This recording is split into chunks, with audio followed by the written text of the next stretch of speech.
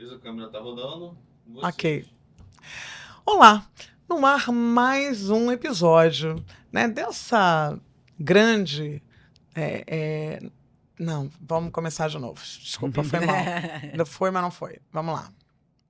Não emociona não, meu. Não pode, é porque a Flávia é uma mulher, né, impactante.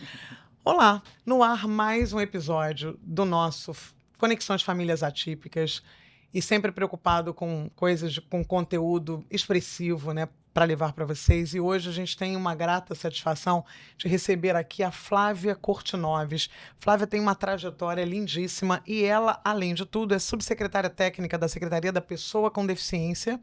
Ela é mãe de 2 filhos, o Gabriel e do Rafa, que tem síndrome de Down? Isso, o menor. Isso, o menor. Ela vai falar um pouquinho, é claro, dessa trajetória dela antes do Rafa, pós-Rafa. Mas antes, é claro, a gente tem que fazer o dever de casa. Vamos à autodescrição. Eu sou Milva, tenho 1,72 m, estou hoje toda de verde bandeira, em homenagem a todos os atletas que estão representando o Brasil nas Olimpíadas, então eu estou de verde bandeira. Arrasou. Né? Eu sou loura sou loura porque tenho luzes. E tenho 1,72 m e sou branca. E, Flávia, você, primeiro sua autodescrição. Olá, muito obrigada pelo convite. Sim. Uma honra estar aqui. Bom, eu sou a Flávia Cortinoves, eu sou uma mulher branca de 51 anos, tenho um cabelo liso, preto na altura dos ombros, estou vestida com uma blusa branca de golas bem bufantes e um verde, por acaso. Eu adorei essa homenagem porque a gente realmente tem que homenagear. Não foi isso que eu pensei, mas sempre é hora da gente pensar enquanto nossa galera tá lá representando a gente. Então, muito obrigada por você ter lembrado. E sem combinar, deu certo, né? Deu certo. E tô com um sapato na cor marrom. Bom, então vamos começar. Flávia, você me falou, né? Você teve aí 23 anos trabalhando como consultoria internacional no Brasil, na América Latina, formada em administração, gestora de projetos, gestora empresarial, consultora, você transformava organizações. Como é que era essa vida antes de ser mãe de todas dessas duas preciosidades? Pois é. Bom, eu comecei a trabalhar ainda na faculdade, né, no estágio, e por acaso caí sempre numa área de melhoria de processo. Sim. E com isso ela acabou me levando para ser consultora, né, aprendi uma metodologia japonesa na época, fui consultora há muitos anos e conheci meu marido, inclusive, né, numa dessas consultorias, na época lá na Itália, trouxe para cá. E foi isso que eu acho que eu estaria fazendo até hoje se eu não tivesse tido o Rafinha aí há 13 anos. E na subsecretaria, qual é a tua atuação? Eu sou subsecretária especializada, ou seja, responsável por toda a metodologia técnica daquilo que acontece na secretaria. Então, todas as estratégias de atenção, de assistência às pessoas com deficiência são definidas pela minha subsecretaria. Então, hoje eu sou responsável por 7 centros que atendem as pessoas com deficiência, mais de 4.000 pessoas que a gente faz o atendimento todos os meses, e também sou responsável por todas as atuações relacionadas à parte que a gente chama de ações transversais, que são aquelas que a gente faz com os demais órgãos, tanto públicos como privados ou com o terceiro setor, porque não adianta pensar que todas as políticas públicas vão ser feitas por uma única secretaria. A pessoa com deficiência, ela perpassa todas as demais políticas, sejam elas saúde, educação, transportes, né, esportes e lazer. Então, por conta dessa transversalidade, né, da vida da pessoa com deficiência, a gente também faz um trabalho muito forte, transversal, em todas as secretarias. Então, tudo aquilo que é relacionado à parte operacional técnica, daquela que você precisa efetivamente conhecer muito sobre legislação, as pessoas com deficiência, a vida das pessoas com deficiência, é a minha subsecretaria que é responsável. Nossa, trabalho bonito. Como foi? Quer dizer, porque tem essa mulher, né, incrível, multidisciplinar, hiperativa. E aí essa mulher teve uma mudança na vida dela, né, a partir do nascimento do Rafa. Como é que foi? Como é que você Cara, descobriu? Como foi foi mesmo, essa foi coisa uma toda? grande mudança, né? Eu falei antes, né, que talvez eu estivesse fazendo isso até hoje, e realmente quando o Rafa nasceu, eu descobri, né, que o Rafa tem síndrome de Down na hora do parto, e né, não tive nenhuma sinalização, né, antes, durante a gravidez. E quando o Rafa nasceu, Ilva, eu vou ser bem sincera que eu levei um choque, né? E não só por conta, né, de descobrir a deficiência dele, mas descobrir que o mundo que eu vivia era um mundo de faz de conta, não era um mundo em que eu enxergava que essas pessoas existiam e que elas fazem parte do mundo. E aí eu me dei conta também que eu nunca tinha antes dito um oi para as pessoas com deficiência, muito menos com pessoas com síndrome de Down. Na minha infância, eu infelizmente não tive oportunidade de conviver com pessoas com deficiência. Vou falar com síndrome de Down. Então, na minha imaginação, elas estavam lá dentro, né? Na minha imaginação, não, na Na realidade. realidade, né? Elas estavam lá dentro daquele muro, né, das instituições, e elas não faziam parte da sociedade. Elas não viviam, elas não estavam no clube, elas não estavam nas festas, elas não estavam na escola. E com isso você não calibra Você os falou seus isso, né? Calibramos os olhos. olhos a partir da convivência. E eu fiquei muito chocada quando eu me vi com um filho que eu nunca nem tinha visto. E aí, a partir daí, eu falei, nossa, se eu não fizer alguma coisa ou não contribuir para aquelas pessoas que estão fazendo alguma coisa, a gente talvez demore muito tempo para que o mundo possa enxergar o tamanho da diversidade humana, né? E a gente não fique nessa coisa padronizada, né? Onde efetivamente a gente acaba tendo mais olhos para a maioria, mas todo mundo tem as mesmas oportunidades, deveria ter as mesmas Sim, oportunidades, com né, certeza. na vida.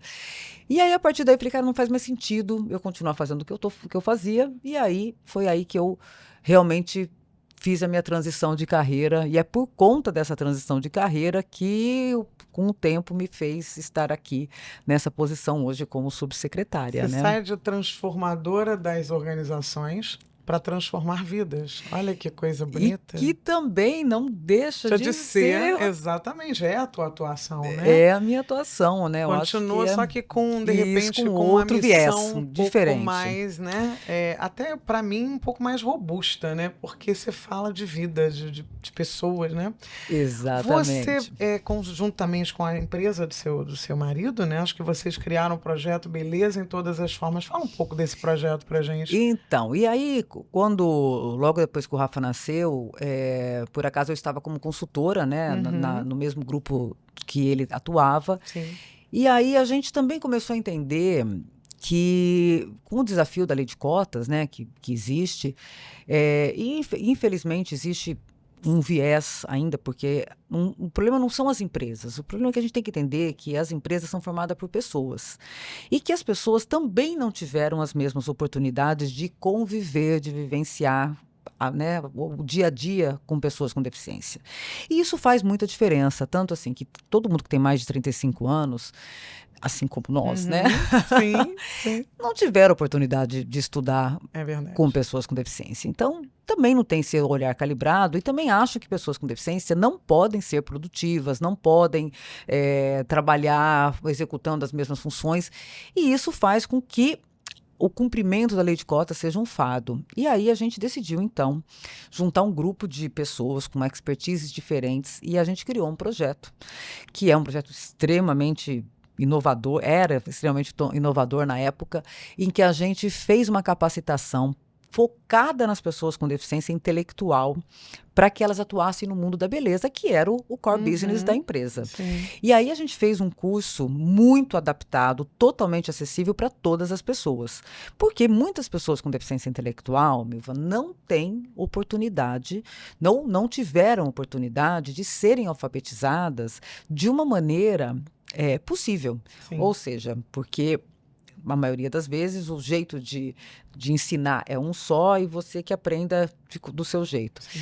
E aí a gente foca demais na aprendizagem, esquece de focar na ensinagem, que deve ser adaptada para cada tipo de pessoa. E nem vou falar que é somente para as pessoas com deficiência, porque achar que uma classe de 30 pessoas, todo mundo vai aprender igual não é tem. uma utopia.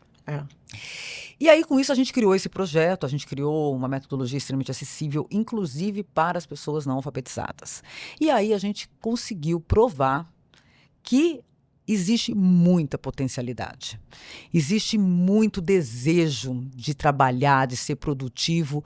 O que falta é efetivamente a oportunidade de ser ensinado de uma maneira que me faça sentido, no ritmo que eu possa aprender, Sim. você entendeu? De uma maneira que eu entenda, possa ter o tempo da minha prática. E aí, com isso, esse projeto, enfim, acabou sendo reconhecido por 2 anos, né, em 2014 e 2017, como um projeto que é o melhor local, a melhor empresa para trabalhadores com deficiência, um Nossa, prêmio que era da legal. FIP e da Secretaria de São Paulo. Ele correu o Brasil inteiro, ele foi para outros países, né? Ele foi para Guatemala, foi para Itália, foi para Irlanda, então ele existe em várias línguas, né? Está em 4 Sim. línguas. E eu acho que é isso, assim, o que ele traz esse projeto, e esse projeto me deu uma urgência de falar, gente, a gente precisa fazer essa galera, fazer essa galera ter oportunidade e mostrar para as famílias, para os pais dessa galera, que com treinamento É adequado possível. é possível. Eu sempre falo que a gente aqui está tentando estabelecer uma ponte, porque, na verdade, a gente não pode continuar difundindo ideias que separam, né? Porque é aquilo que você falou, o mundo não era treinado, não, a gente não estava condicionado a perceber essas pessoas. Então, estamos dando passos nesse momento de proximidade, porque a gente só se conhece quando a gente se aproxima. Então, a gente julgar essas pessoas que, às vezes, as empresas, quer dizer, esse vai ser um processo que talvez demore algum tempo, mas ele está acontecendo. E eu acho que a gente tem que ficar com essa parte boa, né? E você já iniciou isso com essa... E respeitando, né, a individualidade, olhando, porque eu acho que isso é o que deveria haver em qualquer tipo de relação empresarial ou educacional. A gente precisa entender que cada pessoa é uma individualidade e cada um apreende de um jeito, né? Exatamente. Aí você falou para mim assim, fazer a galera ser protagonista para elas atuarem no mercado de trabalho. E você falou uma outra coisa muito legal. A vida adulta com deficiências intelectuais não geram adultos, né? Eles criam crianças supervisionadas. Dá uma explicação Vou passando o que você quis explicar. dizer com isso. O que eu vejo, né, e assim, vou falar também da minha experiência, Sim. é que quando o Rafa nasceu, né, tanto eu quanto meu marido, a gente, logicamente, que foi conhecer mais esse universo, se aproximar da galera mais velha, entender o que estava acontecendo, Sim. entender um pouco como é que a gente ia pavimentar essa história do Rafa. Porque uma das coisas que eu me peguei pensando foi, cara, será que o meu filho Rafa vai ter oportunidade de sonhar, de desejar coisas, de construir um futuro produtivo? E essas perguntas, por exemplo, elas foram a mola propulsora, bem na verdade, para o Projeto Beleza em todas as suas formas e até o fato também de eu estar aqui. E aí a gente descobriu, né, que a vida da grande maioria das pessoas com deficiência intelectual era uma vida... basicamente uma continuidade da infância, né? Onde a maioria deles já estavam fora da escola, a maioria deles também, alguns com benefício, outros sem benefício, mas vivendo aquela vida sem desejos, sem vontades, sem possibilidade de fazer escolhas, sem possibilidade de se desenvolver, de se desafiar, né? E aí, ou seja, aquela vida, né, que você colocou como criança supervisionada, é isso, sempre né, junto com os pais e sem desafios. E aí uma vida sem desafios, sem algo que te faça realmente desejar, você entendeu? Fazer coisas diferentes ou se ultrapassar os seus limites.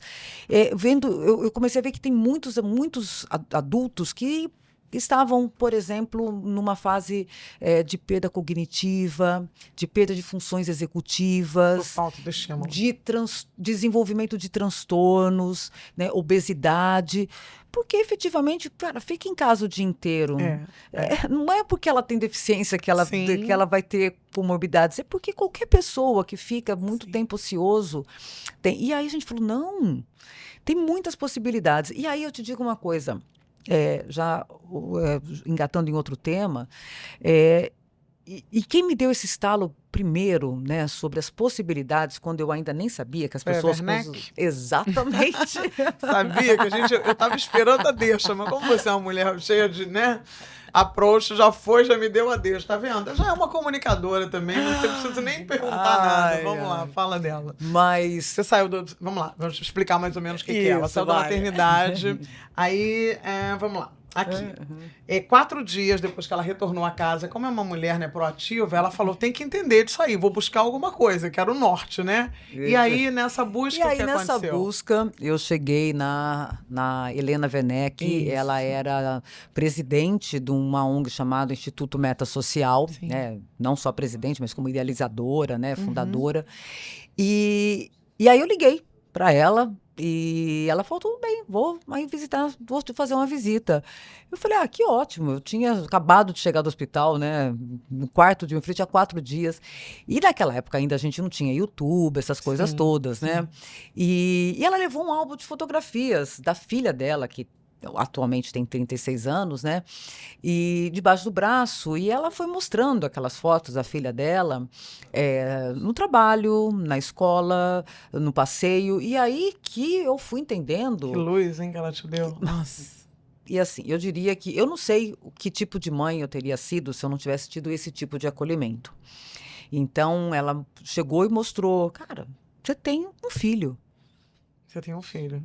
Você tem um filho e que vai seguir a carreira e a vida e o que ele quiser desejar fazer. Então, ela contou do que a Paula gosta, do que a Paula não gosta. E aí eu fui, né, fazendo aquela reflexão. Ah, então eles pensam. Ah, então isso. E aí esse negócio do eles e o nós acabou.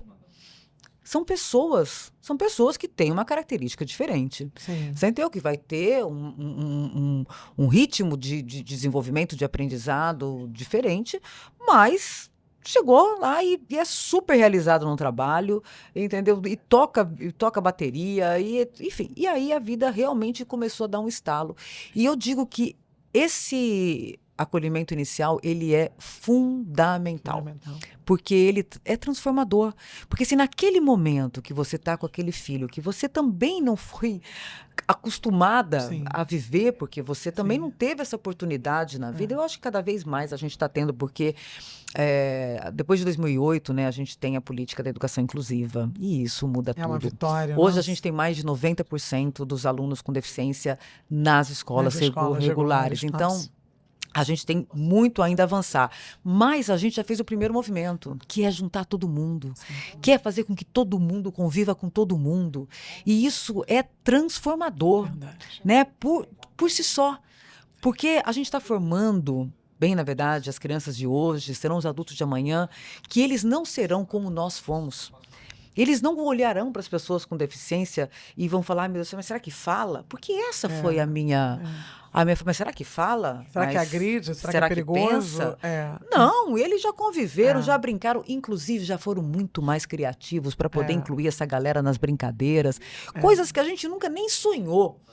Então, assim, isso é transformador, assim, eu acho que o pessoal que está vindo hoje, né, e a galera mais jovem, que tem menos de 35, poxa, é um pessoal que já tem uma outra vivência. Já expandiu, né? Muito mais, muito mais. E foi com a Werneck, com a Helena, que aconteceu aquela questão que acho que tudo a partir da transformação que ela criou, tudo isso, né, se engajou, foi porque ela foi para a praça com a filha dela e as pessoas fugiram? Foi isso? As mães? Como é que foi isso? Então vou contextualizar também a Helena Werneck, que eu a isso. conheci quando meu filho tinha 4 anos. A Helena Werneck é a atual secretária municipal da pessoa com deficiência do Rio de Janeiro.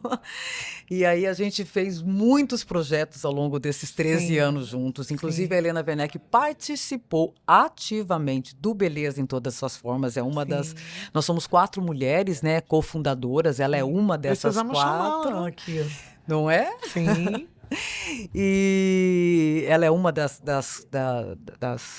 né, cofundou também, né, cofundadora, e atual secretária. Aí foi aí que ela me fez esse convite, né? Então, pela nossa trajetória junto.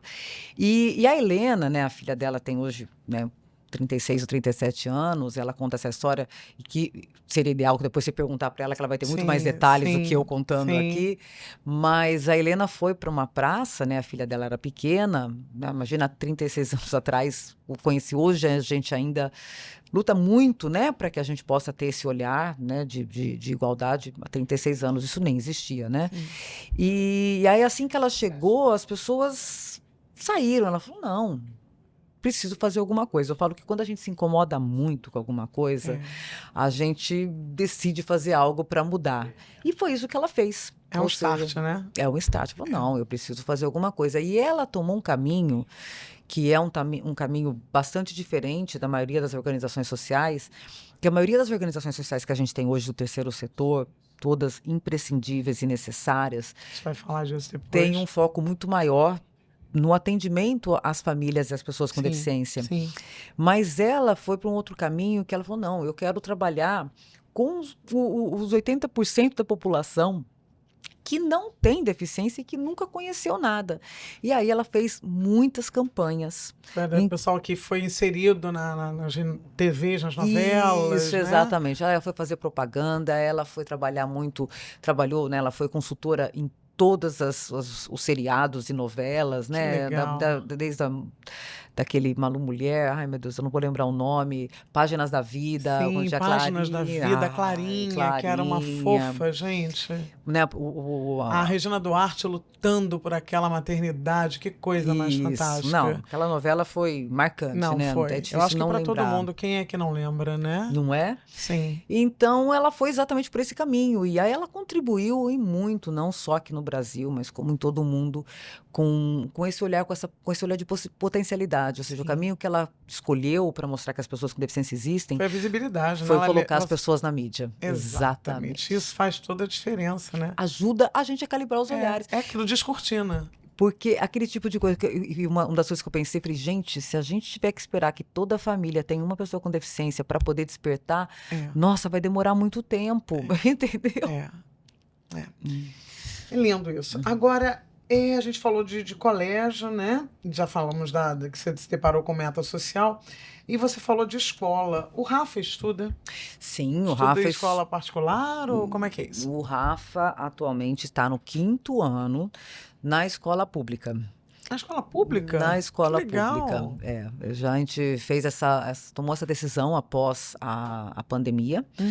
E eu estou extremamente feliz com a decisão que nós tomamos, porque eu percebo que a escola pública atualmente está a alguns passos da maioria das escolas particulares. A gente sempre tem que Sim, é claro. contextualizar, porque tem escolas que estão fazendo um trabalho espetacular. Não estamos generalizando, a gente está dizendo que tem... Mas que bom que a gente poder saber que existem escolas públicas boas. Aí eu vejo exatamente isso, assim, o Rafael é uma criança que ele não é o mascote da escola.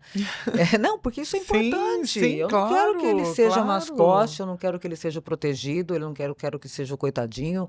Então o Rafa hoje tem os seus amigos, o Rafa hoje tem os seus programas com os amigos e tem suas preferências na escola de quem são seus melhores amigos ou não. Também tem gente que ele não gosta e tem gente que é aluno que também não gosta, como é a vida. A vida. Então hoje a gente está muito feliz, entendeu, com essa decisão que a gente tomou. E com os avanços que o Rafa tem tido, e acho que realmente, assim, hoje, assim, na configuração que a gente acredita que o mais próximo da educação inclusiva, em que você tem efetivamente, né, esse compartilhamento de vivências, eu estou feliz com a decisão que a gente tomou. Tá vendo? Você que vai nos assistir, né? Que bom saber.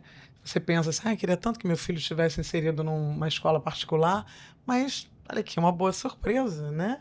Ela identificou numa escola pública um avanço, um preparo, um suporte capaz de fazer com que o Rafa se desenvolva tranquilamente. Que bom saber disso. Como a gente falando de escola, como é que você enxerga essa questão da mediação, que é um tema muito falado, né? E você aí já deve ter escutado muito falar. Rafa tem mediador? Como é que é isso? Rafa tem mediador. E aí eu diria o seguinte, o Rafa começou a ter mediador a partir do 2º ano. Sim. E essa questão do mediador, assim, ele é importante se você precisa de um mediador. Uhum. Hoje, assim, a questão do mediador, né, ou do agente de apoio, como tudo, eu acho que a gente nunca pode generalizar, sabe, Milva? Porque senão a gente acha que, assim, só por ser pessoa com deficiência precisa de mediação. Não, não é assim, né? Mas se houver a identificação da necessidade e se os ganhos, né, possam ser maiores com o apoio de uma mediação, eu acho que a mediação é importante. Então, para o Rafael, para que ele consiga trabalhar nas suas atividades adaptadas, né, e manter, assim, para ele é importante, então hoje o Rafa tem uma mediação. Então, a questão da mediação, eu acho que é isso, assim, não, nem todo mundo precisa, mas aqueles que precisam, tem que ter. E você, como subsecretária, você acha que essa mediação ela precisava ser um pouco mais especializada? Porque há, assim, algumas falas aqui de que essa mediação, às vezes, não é uma mediação efetivamente preparada, né? Que acaba não estimulando, e sim facilitando, fazendo, porque não é o objetivo da mediação. O mediador, ele sendo capacitado para aquilo, ele vai entender que ele precisa estimular. Você também acha que essa capacitação é importante? Olha, sem dúvida nenhuma. Aliás, eu acho que todas as pessoas, para executar os seus trabalhos, têm que ser capacitadas, sem dúvida nenhuma. Né? Então, assim, não é só o mediador, mas é o professor de apoio, enfim, todo mundo tem que ser capacitado para executar o seu trabalho. Mas eu acho também, assim, que nenhuma transformação ela acontece assim de um dia para o outro, e a gente estala os dedos e está todo mundo capacitado e as coisas estão lindas. Não, ela é um progresso. Assim, se a gente imaginar 10 anos atrás, a gente não tinha 90% das pessoas com deficiência matriculadas em escolas regulares. Estavam escondidas. Você entendeu? Então, assim, foi um avanço gigantesco. Sim. Agora a gente tem que trabalhar na qualidade, na qualificação, mas eu vejo, por exemplo, falando da escola pública, eu vejo hoje um esforço muito grande nessa capacitação, nesse desenvolvimento das competências. É o ideal? Não, a gente ainda está caminhando, assim como a gente está caminhando para tantas coisas ainda relacionadas às pessoas com deficiência. Hoje, a gente tem uma situação, Milva, que não é mais total invisibilidade como a gente tinha, sei lá, há 20 anos atrás, 30 anos atrás.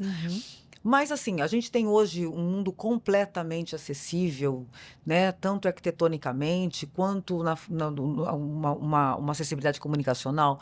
Não, a gente está trabalhando, a gente tem que estar sempre pensando em como acelerar esse processo, né? Para que ele não demore séculos, mas a gente está caminhando. Eu acho que esse é o que a gente não pode deixar esse movimento estagnar. E também acho que os movimentos ao longo da história, que houve mais avanço em questão de política pública para as pessoas com deficiência, né, leis, decretos, foi quando as pessoas com deficiência lutavam juntas. Independente das suas características, elas lutavam pelo grupo de pessoas com deficiência. E isso fez uma grande diferença. E assim, eu acho que hoje o nosso movimento, né, eu me colocando também nesse momento que eu sou mãe de pessoa com deficiência intelectual, e meu filho não precisa de rampa, mas o meu filho precisa de um outro tipo de acessibilidade. E aí, se eu for lutar especificamente pela acessibilidade que meu filho vai precisar ou precisa, eu sou muito fraquinha, eu e o nosso grupo de famílias. Agora, se a gente se juntar, e seja lá que tipo de acessibilidade for, e a gente se juntar, estar junto, Sim. a gente tem condições de avançar e muito nessa pauta. Sim. E a gente, muito pelo contrário, a gente está se fragmentizando cada vez mais. Entendeu? Estamos muito fragmentados, muito segmentados e super, mega, ultra segmentados. Gente, esse era a filosofia romana. Entendeu? Divide e impera. Entendeu? Então, assim... Hannah Arendt já fala sobre essa força, né, desse coletivo, dessas pessoas que brigam por uma mesma causa, né? Agora, se todas as pessoas, independente da sua característica, tá, se juntasse e estivesse lutando, eu acredito que a gente teria condições de estar avançando muito mais. Então, acho que esse ritmo, né, que eu vejo que está um pouco mais devagar atualmente, né, e não só a nível municipal, mas vamos falar de nível Brasil, é porque a gente está mais preocupado agora com a nossa própria categoria, digamos assim, É. do que efetivamente falar, cara, a gente tem que continuar lutando, falta muita coisa ainda a ser feita. Né? Não pode separar, né, o pessoal autista, do síndrome de Down, de quem tem deficiência visual, de quem... não. Estão todos no Isso mesmo, aí. como diz, no mesmo barco? Todos precisam de Todos acessibilidade. precisam. Exatamente. Porque, bem na verdade, né, a lei, né, brasileira de inclusão, ela trouxe um conceito de que a característica da pessoa, da deficiência, ela existe não em função do seu diagnóstico, mas sim em função das barreiras que você enfrenta. Porque se você elimina as barreiras, você praticamente tem um mundo de igualdade de oportunidades para todo mundo. Sim, não é? exatamente. E aí, cada pessoa tem um tipo de barreira diferente. Sim. Alguns têm umas barreiras físicas, Sim. arquitetônicas, outros comunicacionais, né? Sim. Então, as barreiras são diferentes. Sim, mas todos têm. E todas as pessoas com deficiência têm barreiras atitudinais. Em todos os lugares. Sim, né? sim, com certeza. Você disse também que o Rafa é um artista. Ai. Olha, você que tem um filho aí, olha, escuta o que o Rafa faz. O que o Rafa faz? E o Rafa faz um montão de coisa. Além da escola, ele faz Kumon, faz natação, faz explicadora, faz TikTok. Pois é, faz aula de TikTok. Jura? E Juro. gosta de fazer dancinha também? Exatamente, é isso que eles aprendem isso? lá. Que barato. E olha só, eu acho que e faz teatro, Sim. enfim, nem sei o que mais que tem na agenda dele. Enfim, ele é uma criança que faz um montão de coisa. E aí, né, assim, aí entra um outro assunto que, com o olhar do Rafa, nesse desenvolvimento desse olhar da potencialidade, né, de todos os seres, porque você tem uma coisa que hoje eu acredito realmente e verdadeiramente na potencialidade de todas as pessoas.